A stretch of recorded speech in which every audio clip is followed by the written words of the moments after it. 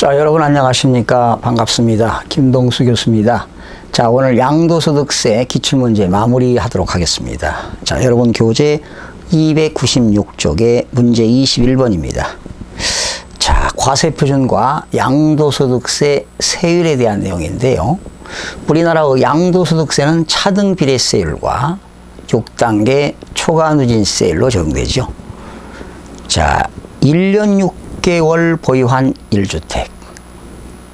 여러분, 주택을 1년 미만 보유하면 40%입니다.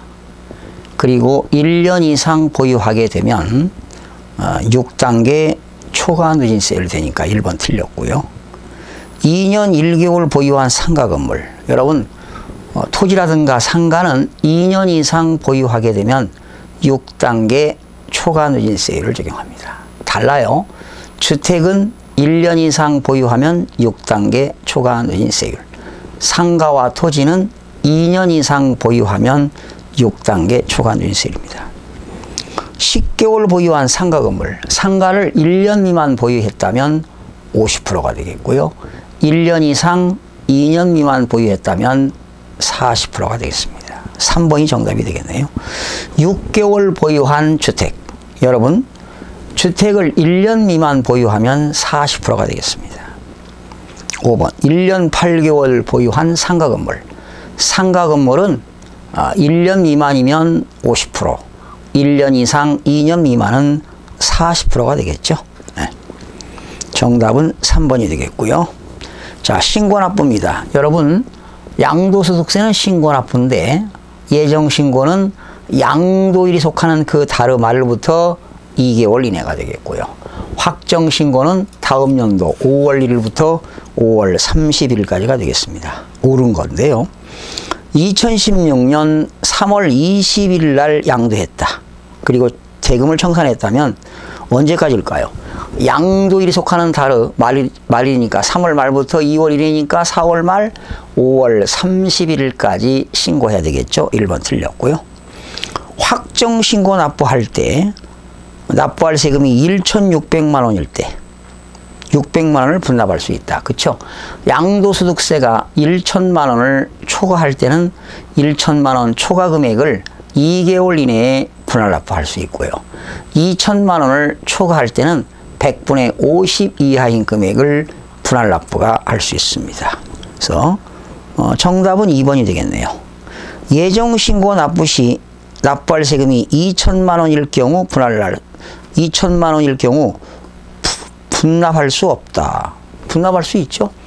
예정신고할 때 1천만 원 초과면 분할 납부가 가능합니다. 양도차손이 발생할 때도 예정신고하지 아니한다. 손해를 보고 팔아도 예정신고는 해야 됩니다.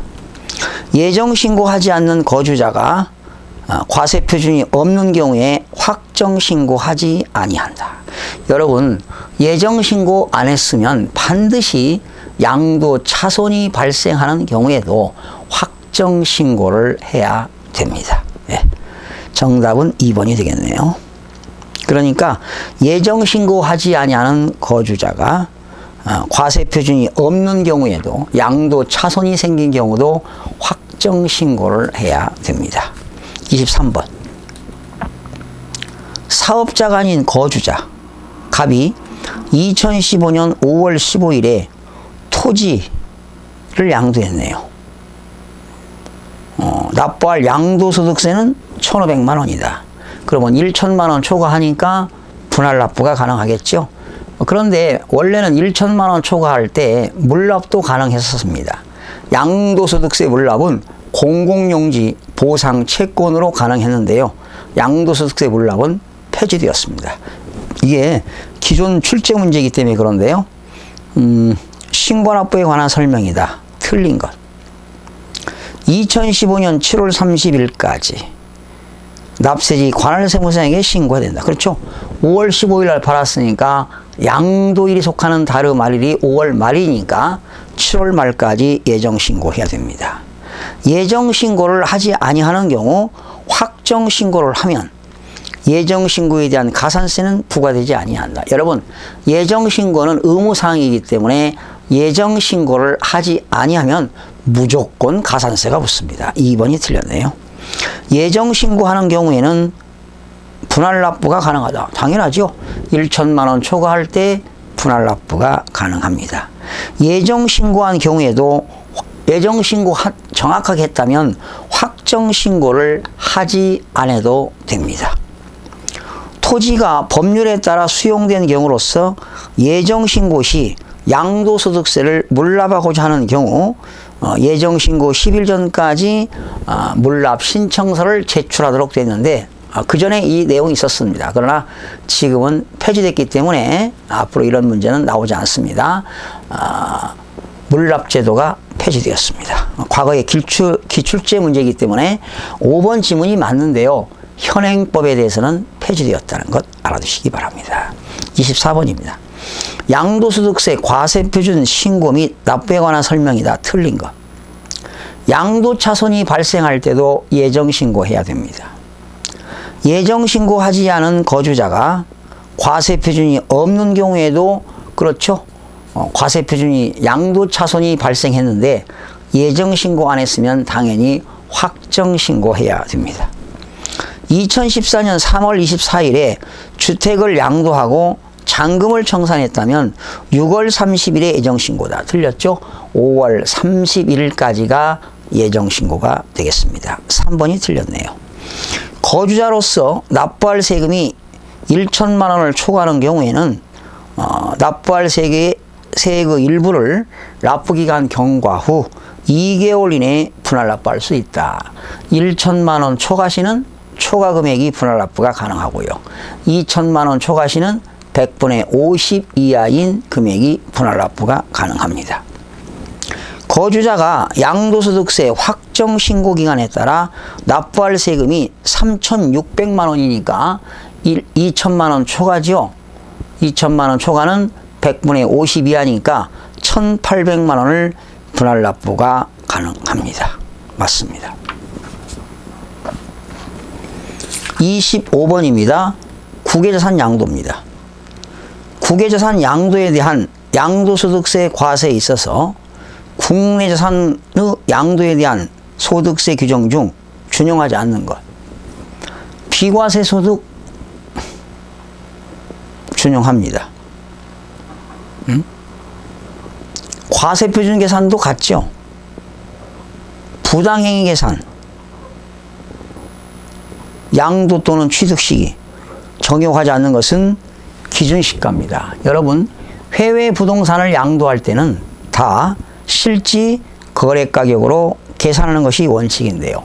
실지 거래가격을 확인할 수 없을 때는 양도자산이 소지하는 국가의 양도 당시 현황을 반영한 시가에 따르게 되어 있습니다. 그래서 준용하지 않는 것은 기준시가 산정이 되겠습니다. 그러나 여러분, 국내는 미등기 자산을 양도하게 되면 70%인데 해외 부동산은 미등기는 적용하지 않습니다. 또 국내 자산은 장기보유 특별공제는 적용되지만 해외 부동산은 장기보유 특별공제가 적용되지 않습니다. 자, 26번입니다. 양도소득세에 관한 설명으로 옳은 것. 거주자가 국외 토지를 양도하는 경우 양도일까지 계속해서 10년간 국내에 주소를 두었다면 예정신고하여야 한다. 여러분, 국외 토지를 양도했어요. 거주자가 양도일까지 10년간 국내에 주소를 두었다면 예정신고하여야 한다. 그렇죠? 국외 토지를 거주자입니다. 국내에 주소를 두고 있는 거주자가 국외 토지를 양도했어요.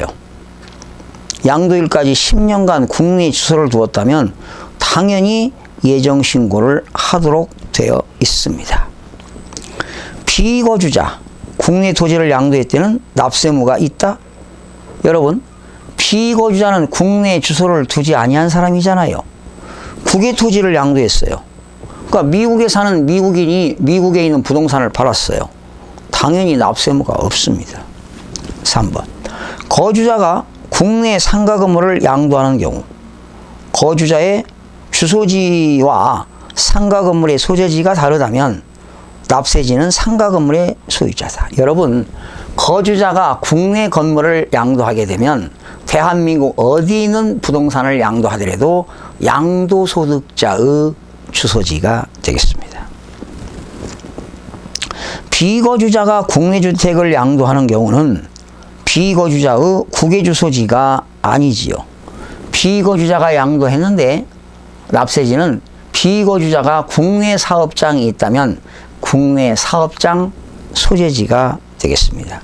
만약에 국내 사업장이 없다면 비거주자는 국내 원천 소득이 발생하는 장소가 되겠습니다. 5번. 거주자가 국외주택을 양도하는 경우 양도일까지 계속해서 5년간 국내 주소를 두었다면 장기 보유 특별공제가 적용된다. 여러분,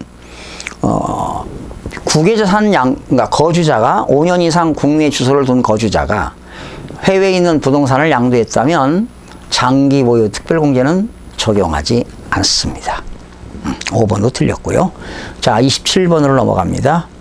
옳은 것. 양도차익, 국외자산이죠. 양도차익 계산 시 필요경비의 외화환산은 지출일 현재 외국환 거래법에 의한 기준환율과 재정환율에 의합니다. 정답은 1번이 되겠네요. 국외자산 양도 시 양도소득세 납세 의무자는 국외자산 양도일까지 계속하여 3년간 국내에 주소를 둔 거주자이다. 틀렸죠? 5년이죠, 5년. 다음, 미등기 국외토지는 70%다. 여러분, 국외자산 양도 시는 미등기를 적용하지 않습니다. 장기보유 특별공제는 국외자산 보유기간이 3년 이상의 경우 적용됩니다. 여러분, 국외자산은 장기보유 특별공제를 적용하지 않습니다. 국외자산 양도가액은 실거래 가격이 있다 하더라도 양도 당시 현황을 반영한 시가에 의한다. 틀렸죠? 국외자산 양도가액은 원칙이 실질거래 가격이고요. 실질거래 가격을 알 수 없을 때는 국외 양도자산의 현황을 반영한 시가에 따르도록 되어 있습니다. 정답은 1번이 되겠습니다. 28번입니다. 국내 주택 한 채와 토지를 국외 한 채의 주택을 소유하고 있는 거주자, 갑이, 그러니까 국내에도 주택이 있고 외국에도 주택이 있네요. 소유 부동산을 모두 양도했다. 틀린 것. 갑이 국내 주택을 먼저 양도하는 경우 2년 이상 보유한 경우라도 1세대 2주택에 해당하므로 과세된다. 틀렸어요. 국내 하나가 있고 외국에 하나 있다 하더라도 국내 거는 무조건 2년만 보유하면 비과세가 됩니다. 그래서 1번 틀렸습니다. 그리고 국외 소재 주택은요, 주택 보유수에 해당하지 않습니다. 1번 틀렸고요. 갑이 국외 주택의 양도일까지 계속 5년 이상 국내에 주소를 둔 거주자인 경우 국외 주택 양도에 대해서 양도소득세 납세 의무가 있습니다. 갑의 부동산 양도에 따른 소득세 납세지는 그죠? 주소지입니다. 국외주택 양도소득에 대하여 납부하였거나 납부할 국외주택 양도소득세는 과세기간 국외주택 양도소득 금액과 계산상 필요경비에 산입할 수가 있습니다. 그러니까 국외주택에 대해서 양도소득세를 납부했다면 필요경비로 산입할 수가 있습니다. 국외주택 양도에 대해서는 역시 장기 보유는 적용이 안 되지만 양도소득기본공제 250만 원 적용이 됩니다. 자, 29번입니다. 소득세법상 국내에 소지한 주택을 임대하는 경우 틀린 겁니다. 주택 한 채만을 소유한 거주자가 과세기간 종료일 현재 기준시가가 10억 원인 해당 주택을 전세금을 받고 10억짜리인데 얻은 소득에 대해서는 과세하지 않습니다. 원래 1세대 1주택은 비과세인데요. 기준시가 9억 원이 초과되는 것은 임대하면 과세인데 전세는 과세하지 않습니다. 주택 두 채를 소유한 거주자가 한 채는 월세 계약으로, 나머지 한 채는 전세 계약 형태로 임대한 경우 월세 계약에 받는 임대료만 과세합니다. 전세 계약은 받지 않습니다. 전세 계약은 간주 임대료 계산할 때는 3개 주택 이상을 임대해야 되고요. 전세 보증금이 3억 원이 초과돼야 됩니다. 거주자의 보유주택 수를 계산함에 있어서 다가구 주택은 한 개의 주택으로 보되 구분 등기된 경우는 각각을 주택으로 계산합니다. 주택의 임대로 인하여 얻은 과세 대상 소득은 사업소득으로서 종합소득에 합산됩니다. 그렇죠? 주택 임대소득은 사업소득으로서 종합소득세가 과세됩니다. 주택을 임대하여 얻은 소득은 거주자가 사업자 등록을 한 경우에 한하여 납세 의무가 있다. 여러분, 이 사업소득 있죠? 임대소득은 사업자 등록 여부에 관계없이 소득이 있으면 무조건 실질과세 원칙에 따라서 소득세를 과세해야 됩니다. 그래서 정답은 틀린 거죠? 5번이 틀렸네요. 마지막 문제입니다. 30번. 틀린 겁니다. 부동산 임대입니다. 국외에 소지하는 임대소득은 주택수에 관계없이 과세합니다. 해외에 있는 주택 한 개만 임대해도 무조건 과세입니다. 3주택을 소유한 자가 보증금 합계액이 2억 원인 경우 간주 임대료 사업소득 총 수익금액에 산입한다. 틀렸습니다. 3주택을 소유하는 경우입니다. 이때는 보증금 합계액이 3억 원 이상이어야 됩니다. 보증금 합계액이 3억 원인 경우에 간주 임대료로서 사업소득세를 과세하니까 2번이 틀렸습니다. 2주택과 2개의 상업용 건물을 소유하는 자가 보증금을 받을 경우 2개 상업용 건물에 대해서만 간주 임대료 사업소득 총 수익금액에 산입한다. 그렇죠? 상가 건물은 무조건 간주 임대료 계산하고요. 주택이 2개일 때는 3개일 때만 간주 임대료 계산합니다. 주택 임대소득에 과세되는 고가주택은 기준시가 9억 원을 초과하는 경우에 주택을 말한다. 맞습니다. 사업자가 부동산을 임대하고 임대료 외에 전기료, 수도료, 공공요금의 명목으로 지급받는 금액이 공공요금 납부액을 초과할 때 초과하는 금액은 사업소득 총 수익금액에 산입을 시키도록 되어 있습니다. 자, 마지막 문제입니다. 임대업에 발생한 소득이다. 옳은 것. 여러분, 지상권, 지역권 대여는 기타 소득입니다. 1번, 2번 지상권, 지역권은 기타 소득이고요. 미등기 부동산을 임대하고 대가로 받는 것은 사업소득이 아니다. 틀렸죠? 사업소득입니다. 4번입니다.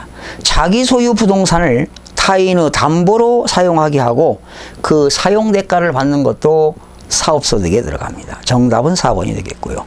국외 소재 주택을 임대하고 대가를 받는 것은 사업소득이 아니다. 국외 소재 주택은 한 개를 임대하더라도 무조건 과세이기 때문에 사업소득에 해당이 됩니다. 자, 이렇게 해서 여러분 기출문제를 다뤄봤는데요. 거의 기출문제 중에서 비슷하게 출제되는 문제들이 많기 때문에 여러분들이 이 내용을 여러 번 학습하시면서 문제의 흐름과 전체 맥락을 잡으시기 바랍니다. 이제 다음 시간부터는 문제풀이를 학습하겠는데요. 그래도 여러분들이 요약 강의를 들으시고 부족하면 책 기본서 이론 강의를 들으시고 이 문제, 출제 문제를 기본으로 해서 다양하게 학습하시면 많은 학습의 효과를 기대할 수가 있습니다. 여러분, 세법은 16문제가 출제되는데 10문제 이상을 맞추기란 정말로 힘듭니다. 여러분, 욕심내지 마시고 스트레스 받지 마시고 편안하게 학습하시기 바랍니다. 여러분, 대단히 수고하셨습니다. 고맙습니다.